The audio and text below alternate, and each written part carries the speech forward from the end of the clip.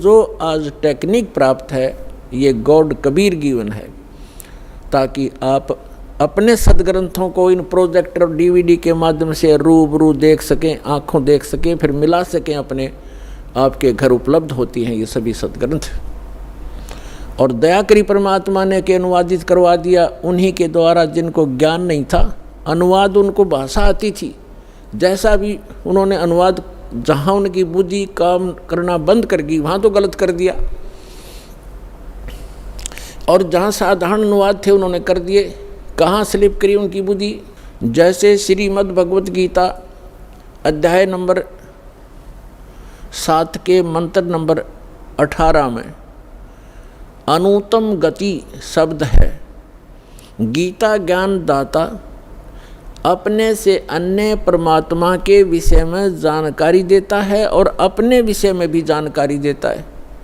लेकिन गीता अनुवाद करने वालों का दृष्टिकोण यही रहा कि श्री कृष्ण जो है ये सुप्रीम पावर हैं।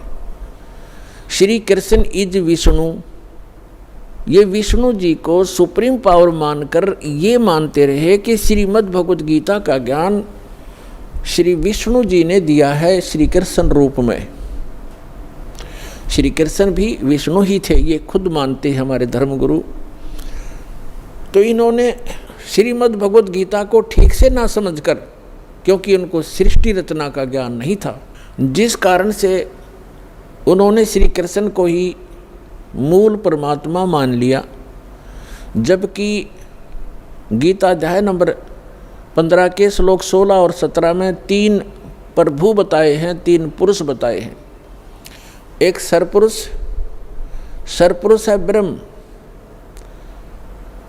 जिसको सरब्रह्म भी कहा जाता है। सरब्रह्म ये केवल 21 ब्रह्मांड का स्वामी है। और दूसरा अक्षर पुरुष, इसको अक्षर ब्रह्म भी कहते हैं, इसको पर ब्रह्म भी कहते हैं। ये 7 संख्य ब्रह्मांड का स्वामी है, प्रभु है, पुरुष है, मालिक है। पुरुष कहो परमात्मा को।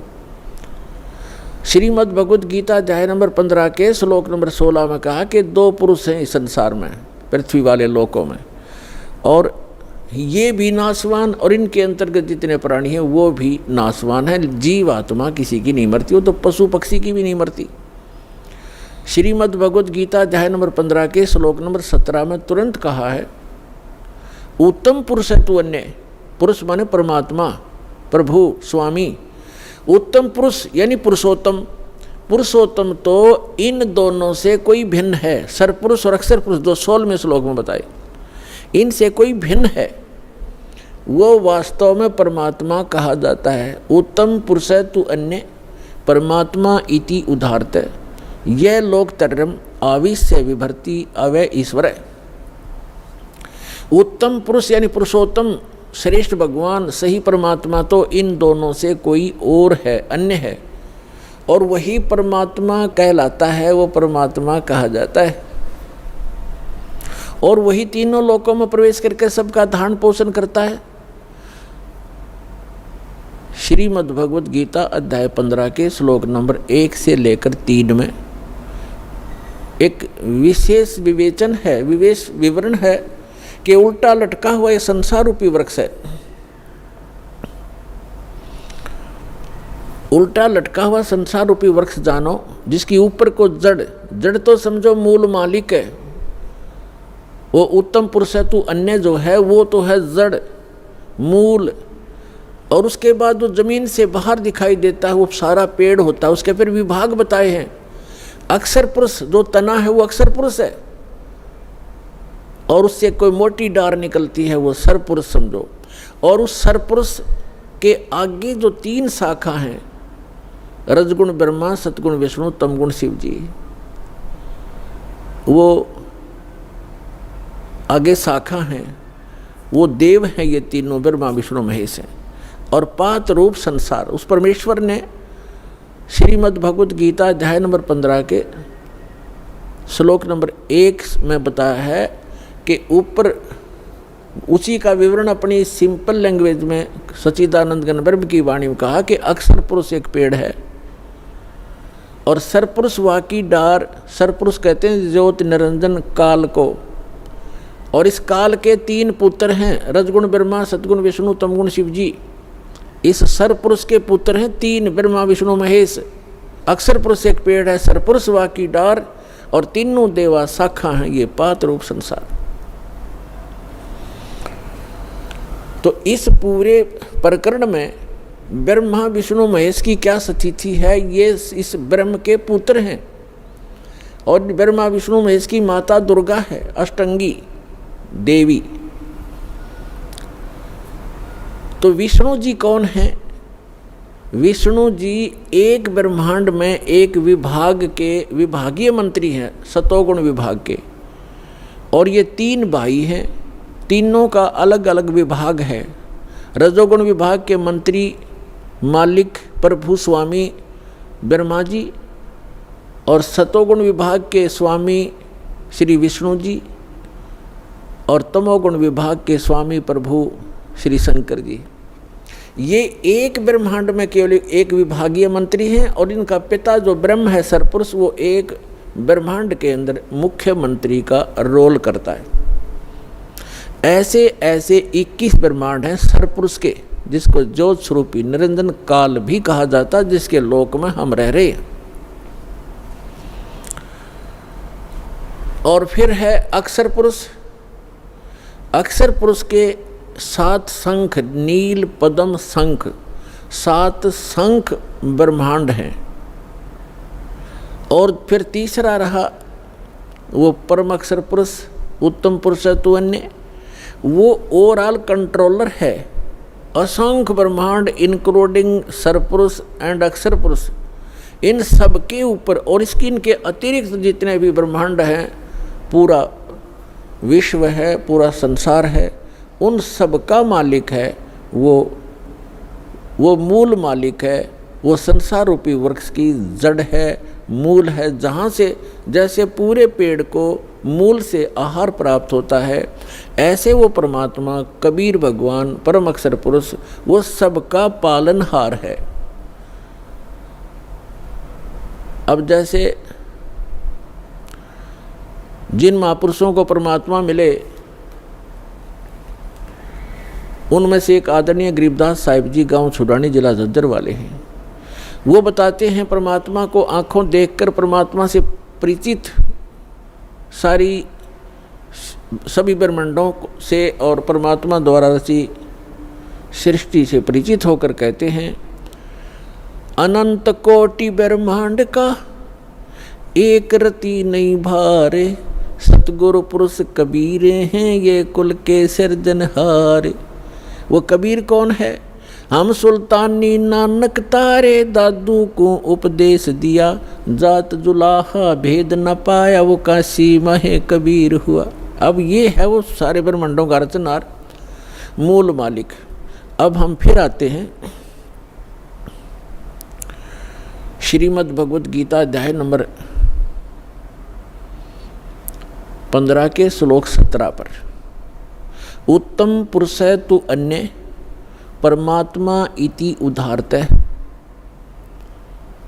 ये लोकत्रयम् आविश्य विभर्ति अवय ईश्वर। उत्तम पुरुष तो कोई और है, पुरुषोत्तम तो कोई इन दोनों से अलग है, जो 16वें श्लोक में कहा है 15वें अध्याय के श्रीमद् भगवद गीता में।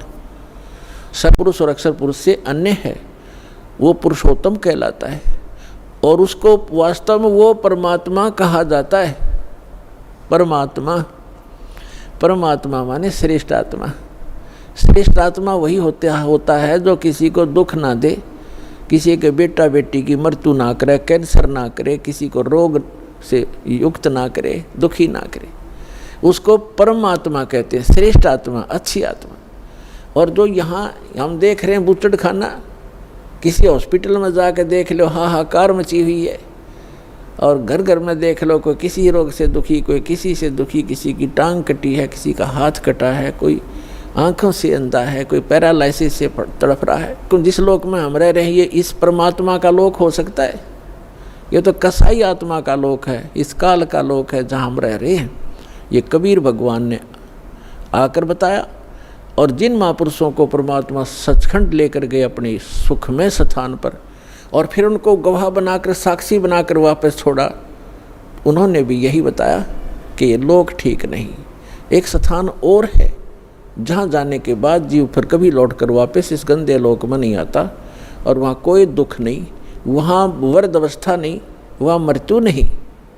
अब श्रीमद् भगवद गीता अध्याय नंबर 15 के श्लोक नंबर 17 में कहा है कि उत्तम पुरुष है तो अन्य परमात्मा इति उदाहरत है, और यह लोकतर्यम आविश्य विवर्ती अवैश्वर है, जो तीनों लोकों में प्रवेश करके वो श्रेष्ठ परमात्मा जो सरपुरुष और अक्षर पुरुष से अन्य है, वो संसार रूपी वृक्ष की मूल है, जड़ है, ऊर्ध्व मूलम अधः शाखम, ऊपर को जो जड़ है वो तो समझो परम अक्षर ब्रह्म है, और यह लोक तरम अविश्य विवर्ती, जो तीनों लोकों में प्रवेश करके सबका धारण पोषण करता है। पूरे पेड़ को मूल से ही परवरिश आहार मिलता है, मूल से उसकी परवरिश होती है। तो पूरा जो मूल है ऊपर परमात्मा है, जो सतलोक में रहता है, वो अक्षर पुरुष, परम अक्षर पुरुष, वो सारी सृष्टि का रचनहार, सर्व उत्पादक प्रभु, वो कबीर साहब है जो काशी में धानक रूप में आए थे। उस परमात्मा ने विधान बना के छोड़ दिया है, उस विधान अनुसार जो चलेगा उसको जैसा भी यहाँ का जो कर्तव्य है, लाभ है, उस अनुसार उसको मिलता रहेगा, उसको उसी प्रकार उसका जन्म मृत्यु होता रहेगा। और इस जन्म मृत्यु से बचने के लिए विधान बनाया है, जो उसको अपनाएगा, उसको अप्लीकेबल कर लेगा, उसका जन्म मृत्यु छूट जाएगा। तो वो जन्म और मृत्यु के छूटने का विधान हमें प्राप्त नहीं हुआ था। परमात्मा ने 600 वर्ष पहले बताने की चेष्टा की, लेकिन हम अशिक्षित होने के कारण हम वंचित रह गए। उसकी पूर्ति करने के लिए परमात्मा ने अब समय दिया है, निर्धारित किया था। अब जो प्रसंग चल रहा है, अब यहाँ कई व्यक्ति श्रद्धालु आपको भ्रमित कर देते हैं कि श्रीमद् भगवद गीता अध्याय नंबर 15 के श्लोक नंबर 18 में गीता ज्ञानदाता कहता है कि मैं लोक वेद के आधार से मैं पुरुषोत्तम प्रसिद्ध हूँ। तो वो भ्रमित करते हैं कि रामपाल इनकम्प्लीट ज्ञान देता है, 17वें श्लोक तक ही बताता है, 18वें में क्यों नहीं बताता कि उसमें खुद कहता है मैं पुरुषोत्तम हूँ। यदि उसको 18वें श्लोक को हम फाइनल माने तो 17वां गलत हो गया, क्योंकि गीता ज्ञानदाता तो ये कहे कि पुरुषोत्तमता इन दोनों से कोई अन्य है। और 18वें में क्या कहता है कि मैं गीता ज्ञानदाता कौन है? ये श्री कृष्ण नहीं है। श्री कृष्ण में प्रवेश करके, ये विष्णु नहीं है। श्री कृष्ण कहो चाहे विष्णु को, ये बोलने वाला श्री कृष्ण और विष्णु नहीं है। इनके अंदर इनका पिता जो सरपुरुष है उसने प्रतिज्ञा कर रखी है, 7वें अध्याय के 24-25वें श्लोक में कहा है, वो खुद कहता है गीता ज्ञानदाता कि मैं अपनी योग माया से छुपा रहता हूँ। ये बेबुद्धि मंदबुद्धि के लोग मुझे एज ए कृष्ण मान रहे होंगे, व्यक्ति रूप में प्राप्त खड़ा प्राप्त मान रहे होंगे। मैं कृष्ण नहीं हूँ, मैं व्यक्ति रूप में कभी नहीं आता। मैं अपने 4थे अध्याय के 9वें श्लोक में ये कहता है मेरे जन्म और कर्म दिव्य हैं। अब इसके कर्म दिव्य कैसे हैं कि ये सामने आता नहीं, इसने प्रतिज्ञा कर रखी है और ये किसी में प्रवेश करके अपना जो उल्लू सीधा वो कर जाता है। श्री कृष्ण में प्रवेश करके गीता का ज्ञान ये सरपुरुष दे रहा है और ये कहता है कि मेरे अंतर्गत यानी 21 ब्रह्मांड में जितने भी प्राणी हैं उनसे मैं उत्तम हूँ, श्रेष्ठ हूँ, तगड़ा हूँ, मजबूत हूँ, ताकतवर हूँ। इसलिए लोक वेद में मैं पुरुषोत्तम प्रसिद्ध हो रहा हूँ। लोक वेद दंत कथा सुनी सुनाई बातें, इस कारण से मैं पुरुषोत्तम हूँ। 15वें अध्याय के 17वें श्लोक में स्पष्ट कर दिया कि उत्तम पुरुष है तू अन्य, वो तो कोई और है और वही वास्तव में अविनाशी है। दूसरे अध्याय के 17वें श्लोक में कहा है। और दूसरे गीता अध्याय नंबर 2 के श्लोक 12 में, गीता अध्याय नंबर 4 श्लोक 5 और 9 में, गीता अध्याय 10 मंत्र 2 में ये स्पष्ट करता है गीता ज्ञानदाता कि मेरे तो जन्म मृत्यु होते हैं, मैं अविनाशी नहीं हूँ। और दूसरे अध्याय के 17वें श्लोक में श्रीमद् भगवद गीता में कहा कि अविनाशी तो उसको जान जिसने सारे ब्रह्मांड की रचना की, जिसे सारा संसार व्याप्त है। उस अविनाशी को मारने के लिए कोई भी सक्षम नहीं है। और अपने विषय में कहता है कि मेरी तेरी जन्म मृत्यु होती रहती है, लेकिन 18वें अध्याय के 62वें श्लोक में कहा कि अर्जुन तू सर्वभाव से उस परमेश्वर की शरण में जा, उसकी कृपा से तू परम शांति को और सनातन परम धाम को प्राप्त होगा। और श्रीमद् भगवद गीता अध्याय नंबर 15 के श्लोक नंबर 1 से 4 का आशय, ये सारांश है कि उल्टा लटका हुआ संसार रूपी वृक्ष है, ऊपर को पूर्ण परमात्मा है, वो सबका धारण पोषण करने वाला, जिससे सबकी उत्पत्ति हुई है, सर्व उत्पादक प्रभु है, ऊपर सतलोक में रहता है, वो संसार रूपी वृक्ष की जड़ है। और अक्षर पुरुष ये तना है, सरपुरुष ये काल जो गीता का ज्ञान दे रहा है श्री कृष्ण में प्रवेश करके, ये एक शाखा है, एक मोटी डार है, आगे 3 शाखा है, ब्रह्मा विष्णु महेश समझो, और पात रूप संसार। तो ये स्वयं बताना चाहता है। फिर गीता अध्याय नंबर 15 के श्लोक नंबर 1 से 4 का सारांश है कि उल्टा लटका हुआ संसार रूपी वृक्ष है, और जो इन सभी विभागों को बताता है, जैसे चौथे अध्याय के 32 और 34 श्लोक में बताया है कि सच्चिदानंद घन ब्रह्म ने, यानी ब्रह्मणे मुखे, ब्रह्मणे माने सच्चिदानंद घन ब्रह्म के मुख से उच्चरित वाणी में ये तत्व ज्ञान विस्तार से कहा गया है, जो यज्ञों के बारे में, यज्ञ माने धार्मिक अनुष्ठानों के विषय में जो जानकारी है विस्तार से कही गई है। और चौथे अध्याय के 34वें श्लोक में कहा कि उस ज्ञान को तत्वदर्शी संतों से जाकर समझ। गीता ज्ञानदाता कहता मैं नहीं जानता उस तत्व ज्ञान को, नहीं तो एक अध्याय और लिख देता 19वां कि वो तत्व ज्ञान ये सुन ले, इसमें लिखता हूँ, वो तत्व ज्ञान से परिचित नहीं है। चौथे अध्याय के 34वें श्लोक में गीता जी में कहा है कि उस ज्ञान को जो सच्चिदानंद घन यानी परम अक्षर ब्रह्म अपने आप अपने मुख कमल से बोलता है आकर के, उसकी अमृतवाणी में लिपिबद्ध किया जाता है, कबीर वाणी में, वो तत्व ज्ञान है। चौथे अध्याय के 34वें श्लोक में कहा गीता जी में, उस ज्ञान को तू तत्वदर्शी संतों के पास जाकर समझ, उनको दंडवत प्रणाम करने से, कपट छोड़कर नम्रतापूर्वक प्रश्न करने से वो तत्वदर्शी संत तुझे तत्व ज्ञान का उपदेश करेंगे। इससे सिद्ध होगा। यहाँ गीता अध्याय नंबर 15 के श्लोक नंबर 1 में वो भी कंसेप्ट क्लियर कर दिया कि वो तत्वदर्शी संत वो होगा जो उल्टे लटके हुए संसार रूपी वृक्ष के सभी विभाग बता देगा।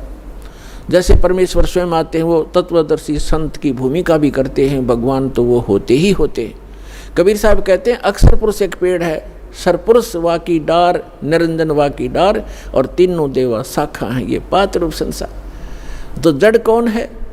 वो जड़ की ऑप्शन छोड़ के परमात्मा, क्योंकि अपने इस दास को भेजा है कि जड़ ये कबीर साहब है, वो अल्लाह अकबर है, वो परम अक्षर ब्रह्म है जो जड़ है उस सारे संसार की। तो यहाँ ये भी बताया कि उस उल्टे लटके हुए संसार रूपी वृक्ष के सभी विभागों से जो परिचित है, स वेदविद, वो वेद के तात्पर्य को जानने वाला अर्थात तत्वदर्शी संत है। उसके पश्चात परमेश्वर के उस परम पद की खोज करनी चाहिए, जहाँ जाने के बाद साधक लौटकर कभी संसार में नहीं आते। और जिस परमेश्वर ने सारे ब्रह्मांडों की रचना की है, और केवल उसी की भक्ति करो। गीता ज्ञानदाता अपने से अन्य उस पुरुषोत्तम परम अक्षर ब्रह्म की भक्ति करने के लिए कहता है, जिससे आपकी जन्म और मरण छूटेगा। 7वें अध्याय के 29वें श्लोक में गीता ज्ञानदाता कहता है कि मेरे इस ज्ञान का जो आश्रय कर लेता है, यानी तत्वदर्शी संत की जो खोज कर लेता है और तत्व ज्ञान से जो परिचित हो जाता है, जरा मरण मोक्षाय यतन माम आश्रित यतंती ते ये तत्ब्रह्म विदु कृष्णम अध्यात्म अखिल च कर्मम च अखिलम। इसका अर्थ ये है, गीता ज्ञानदाता कहता है कि मेरे इस ज्ञान को जो आधार मान के तत्वदर्शी संत की खोज कर लेता है, वो व्यक्ति केवल वो उस तत्ब्रह्म से और सारे अध्यात्म ज्ञान से और सभी कर्मों से परिचित हैं, जो जरा और मरण से छूटने के लिए ही प्रयत्न करते हैं। जरा माने वृद्ध अवस्था का दुख और मरण माने मृत्यु। इस बुढ़ापे के दुख और मृत्यु के दुख से जो छूटने के प्रयत्न कर रहे होते हैं, वे उस तत्ब्रह्म से परिचित हो चुके हैं और मेरे इस ज्ञान का आश्रय कर लिया है। उन्होंने तत्वदर्शी संत की खोज कर ली है। वो तत्ब्रह्म से परिचित हैं, सारे अध्यात्म ज्ञान से परिचित हैं और यहाँ सब कर्मों से परिचित हैं। वो यह संसार की किसी वस्तु की इच्छा नहीं करते। वो केवल जरा माने वृद्धावस्था के दुख से और मरण माने मृत्यु से छूटने का ही प्रयत्न करते हैं। अब श्रीमद् भगवद गीता अध्याय नंबर 8 के श्लोक नंबर 1 में अर्जुन ने पूछा, किम तत्ब्रह्म, किम अध्यात्म, किम कर्म पुरुषोत्तम। अब गीता ज्ञानदाता तो श्री कृष्ण ने पुरुषोत्तम मान रहा था, जय विष्णु, और ये तो कहता है पुरुषोत्तम कोई और है। फिर भी जो ये तो अर्जुन की सोच है, किम पुरुषोत्तम। अब यहाँ अर्जुन ने पूछा कि वो तत्व ब्रह्म क्या है, वो कौन है जिसके जानने के बाद केवल जरा और मरण से छूटने का ही प्राणी प्रयत्न करता है साधक, और कोई वस्तु की डिमांड इस लोक की नहीं करता। इसका भाव ये है। अब गीता ज्ञानदाता गीता अध्याय नंबर 8 के श्लोक नंबर 3 में कहता वो परम अक्षर ब्रह्म है, यानी गीता ज्ञानदाता से अन्य है। इसलिए 8वें अध्याय के 5 और 7 श्लोक में गीता ज्ञानदाता कहता मेरी भक्ति कर, युद्ध भी कर और मुझ में आस्था रख, भावत रह, मुझे प्राप्त होगा। अपना मंत्र बताता 8वें अध्याय के 13वें श्लोक में, ओम इति एकाक्षरम ब्रह्म व्यवहारण माम अनुस्मरण यह प्रयाति तदंदेहम सयाति परमाम गतिम। मुझ ब्रह्म का केवल एक ओम अक्षर है, नथिंग एल्स, इसके अतिरिक्त कुछ नहीं। उच्चारण करके सिमरण करता हुआ यह प्रयाति तदंदेहम, जो शरीर छोड़कर जाता है, सयाति परमाम गतिम, वो ओम से मिलने वाली परम गति को प्राप्त होता है। ओम से क्या प्राप्ति होती है? ब्रह्मलोक मिलता है, क्योंकि ये ब्रह्म का मंत्र है। और गीता अध्याय नंबर 8 के श्लोक नंबर 16 में कहा है कि ब्रह्मलोक पर्यंत ये सभी लोग पुनरावर्ती में, उनके वहाँ जाने के बाद भी लौटकर जन्म मृत्यु में प्राणी आते। ये वो स्थान नहीं है जहाँ जाने के बाद साधक फिर लौट कर नहीं, कभी नहीं आते। 15वें अध्याय के जो 4थे श्लोक में कहा है। तो इस ब्रह्म की साधना करने से भी ब्रह्मलोक प्राप्त होता है। ब्रह्मलोक में गए हुए प्राणी भी पुनर्वर्ती में होते हैं, जन्म मृत्यु होता है। इसलिए 18वें अध्याय के 62वें श्लोक में कहता अर्जुन तू सर्वभाव से उस परमेश्वर की शरण में जा, उसकी कृपा से ही तू परम शांति और सनातन परम धाम को प्राप्त होगा, उस परमेश्वर की ही कृपा से। और उसका मंत्र बता दिया 17वें अध्याय के 23वें श्लोक में कि ओम तत् सत इति निर्देश है ब्रह्मण त्रिविध समर्थ है। ब्रह्मण माने सच्चिदानंद घन ब्रह्म, यानी परम अक्षर ब्रह्म के प्राप्ति का, उस लोक की प्राप्ति का, जहाँ जाने के बाद साधक फिर लौटकर कभी संसार में नहीं आते, कि वो मंत्र है ओम तत् सत। अपना तो गीता ज्ञानदाता ने 8वें अध्याय के 13वें श्लोक में बता ही दिया कि मुझ ब्रह्म का केवल ओम मंत्र है। ये तो इनकम्प्लीट साधना है, ब्रह्म तक की है, जन्म मृत्यु सदा बनी रहेगी, वो शाश्वत स्थान प्राप्त नहीं हो सकता, वो सुख प्राप्त नहीं हो सकता। अब बताया है उस सच्चिदानंद घन ब्रह्म की साधना करने से शाश्वत स्थान, शाश्वत माने जहाँ जिसका कभी अंत नहीं होता, अविनाशी लोक, हम उसको सत्यलोक कहते हैं, अमरलोक कहते हैं, सत्यलोक की प्राप्ति होती है। तो उसका मंत्र है ओम तत्सत। ओम तो सरपुरुष का, इस ब्रह्म का, और तत् जो है ये अक्षर पुरुष का साधना मंत्र है।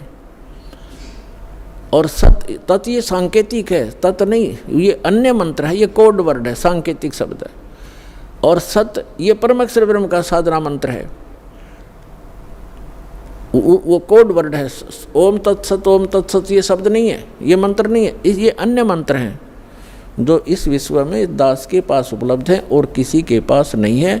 यदि इस दास से वो मंत्र प्राप्त करके कोई स्वयंभू संत बनकर ये प्रदान करता है, वो अपना जीवन नाश कर रहा है, और जिनको वो नाम दे रहा है वो अधिकारी नहीं है। जैसे अनअधिकारी से बनवाया हुआ लाइसेंस या पासपोर्ट समय पर धोखा देगा और दंडित होना पड़ेगा, तो उस व्यक्ति को ऐसा समझ लेना, यदि कोई ऐसा जालिम व्यक्ति ऐसे जागरूक समय में भी ये प्रयत्न कर रहा हो, तो वो उसको भी प्रार्थना करना कि अपना जीवन नाश ना करे, भगवान का द्रोही है तू, और इन जीवों का नाश मत कर, काल के दूत का काम मत कर। और वो नहीं माने तो अन्य भाई बहनों को ज़रूर बताने की चेष्टा करना, झगड़ा नहीं करना, क्योंकि ये मार्ग झगड़े का नहीं है। हमारा फर्ज है बताने का, समझाने का, और ना मानने कुएं में पड़े तो भाई जानबूझ। परमात्मा फिर कहते हैं कि जानबूझ साची तजय करे झूठते ने, ताकि संगत है प्रभु सोपन में बिना दे। और फिर परमात्मा कहते हैं कर दीपक कुआ पड़े फिर काहे की कुशलात, हाथ में दीपक टॉर्च ले रहा है फिर कुएं में गिरने लग रहा है, तो वो होश में नहीं है वो व्यक्ति, कोई शराब वगैरह पी रखी है उसने, तो वो मूर्ख है। वो फिर अपनी करनी आप पावेगा, आप निर्दोष हो जाओगे। उनको एक बार प्रार्थना अवश्य करना कि ये व्यक्ति जो आप गुरु बनाए बैठे हो, ये गुरु ठीक नहीं है, ये अधिकारी नहीं है। तो इस तरह का अगर कोई स्वयंभू संत बनेगा तो उसको अनधिकारी है, वो डुप्लीकेट जाली लाइसेंस और पासपोर्ट बना रहा है, क्योंकि इस मंत्र के आधार से ये हमारा यहाँ का पासपोर्ट है, जिसके आधार से हम सवलोक जाएंगे, सतलोक जाएंगे। और इसका पता चलेगा जब मृत्यु के बाद जब जाएंगे प्लेटफार्म पर इसको लेकर के, वो सुविधा तो मिलेगी नहीं, सजा और मिलेगी, दंडित कर दिए जाएंगे।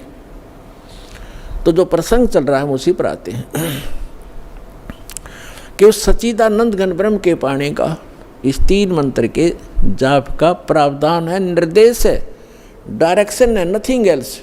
निर्देश माने फाइनल फैसला है, आदेश भी और निर्देश यानी ये दिशा भी दे दी। अब उस परमात्मा की भक्ति से पूर्ण मोक्ष होगा और शाश्वत स्थान प्राप्त होगा, जहाँ जाने के बाद साधक फिर लौटकर कभी संसार में नहीं आते।